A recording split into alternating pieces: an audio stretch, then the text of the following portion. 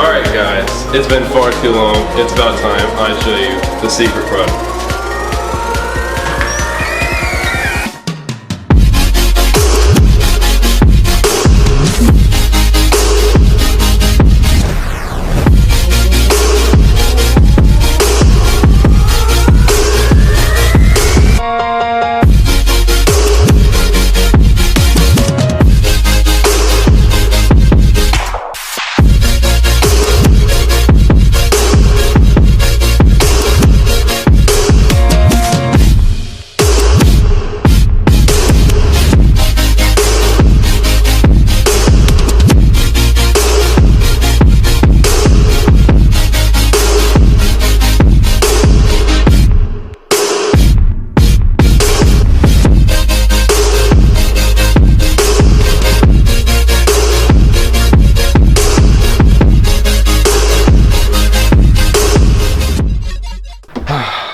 What to say? I don't even really know where to start on this, so I guess I'll just give you a little bit of a timeline on the good old Datsun. So, yes, by now you can tell this is a 1974 Datsun 260Z that I got, I want to say about 4 months ago. As you can see, it's already started collecting dust, and this is just, I gotta say, probably my favorite car, the old Datsuns, the old Zs. And this one, I was looking on Craigslist one day. I've always kept my eye out for a good price old Datsun. And I found this one on Craigslist. There were no pictures, it's 2 sentences long, just a phone number to call. So I took a chance on it. It was in the middle of nowhere. I went out, and this was it. It was sitting in a guy's front yard in a shipping container up on jack stands, and it'd been there for 10 years sitting on jack stands. There's no rust on it at all. That's the most common place where they'll rust is right under the battery tray.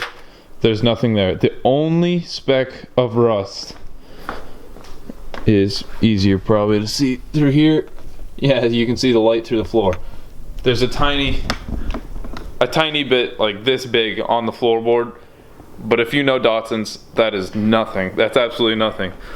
But there's something that makes this Datsun in particular, English is hard. There's one thing in particular that makes this Datsun special, other than that it's mine. Let me show you something real quick.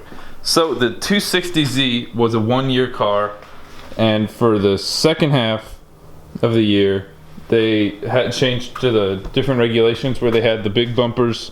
I don't know, insert picture of big bumper 260 or 280, and then obviously 280 after that had the big bumper. So this is an early small bumper car.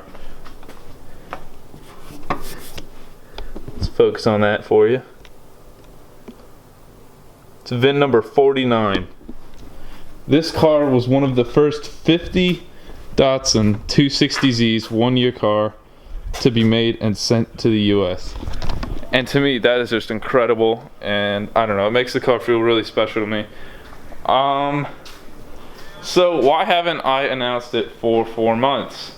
Well, I've got really big aspirations for this car, and I wanted to line some of the stuff up because I do want to do a huge build on this car.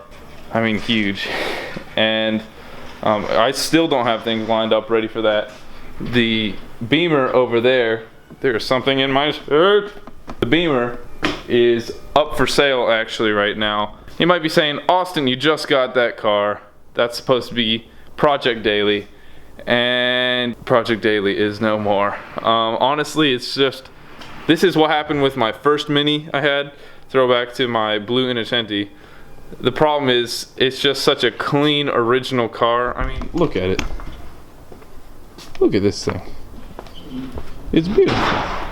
It's not perfect, but it's perfect the way it is, if that makes sense. It's gonna be such a fun car for someone to just buy and enjoy. And they're rare. They're more rare actually than the E30 M3s in the States. Stateside, that is. Because they never made them for the States. But that's besides the point. So, backtrack the reason that I didn't really announce this because I was trying to get everything in line. And I've actually already filmed a ton of stuff for it. Like, I started to take apart. This is its original engine. This sat outside with no cap on, no spark plugs in it, and it was sitting outside for 5 years. So that's gonna need going through. I've also bought a 280 engine with the electronic fuel injection, but I bought it just for the transmission. Even though it's only a 4-speed, I bought it for that just to get the car running. Boom! This is something I haven't showed you yet. All of the parts that came with the car. So all of these parts, all of them, came with the car. Everything from seats to... I can't even go into depth on how much stuff came with this car. Steering wheels, driveline components, interior, body panels, like literally everything. Oh, and there's another engine. That's my brother's engine. He's got a 300ZX twin turbo, and that's a spare engine he bought so he can build that as a backup to put in his car at some point. But I got all of this, and I still have a parts car that's still sitting on a dude's property. He sort of lives in the middle of nowhere, far from civilization, I guess. But it's like down a dirt road, and you got to go through some stuff to get to it. I still have a parts car sitting there. He's not worried about it. He's fine with it sitting in his yard. And I literally, in the past 4 months, I haven't had a chance to find a place to put it. So, speaking of parts cars, let me show you something. This here is yet another early bumper, early 260Z. That is another parts car that I actually bought in Georgia and brought it all the way back here. And then I'm actually selling it because what I was planning on doing, I bought it for the fenders because it had some nice fenders on it that are currently on this one, the black fenders. I had bought the car pretty much for those fenders because it was a really good price. And then I was like, you know what? I'll just make this a beater little track car. I'll have a blast with it. So, at that point, I had 2 Datsun projects. And that's honestly a bit much considering what I've got on my plate. I don't know if you can see, I still got the motorcycle not finished over there. It's really close though. I've been saying that for a year now, but it's really close. So I've got that one that actually someone's buying this Saturday. He doesn't want the engine or trans or anything, so I've still got those, which is the one sitting over there, the blue one. I've got so much stuff. So my plans for this car are quite big, as I've stated. I plan on doing a whole lot. I don't want to go into super detail right now. I might give you a little teaser of what it's going to look like, but none of these engines are going into it, or transmissions for that matter, so that was a pointless purchase. Or that one. I will be holding on to the original engine, just because, you know, numbers matching car to the VIN number 49. A lot of purists will not like what I am doing to this car, or will be doing to this car, but it's going to be my dream car that I'm building for me, and this is one car I'm never selling. So there are a lot of cars that people are like, oh, Austin, you just buy a car and then you sell it. But honestly, that's how I'm able to afford, you know, doing something like building my dream car. This is going to drain my bank account, but I'm fine with that because this is my dream car. It's going to be my baby.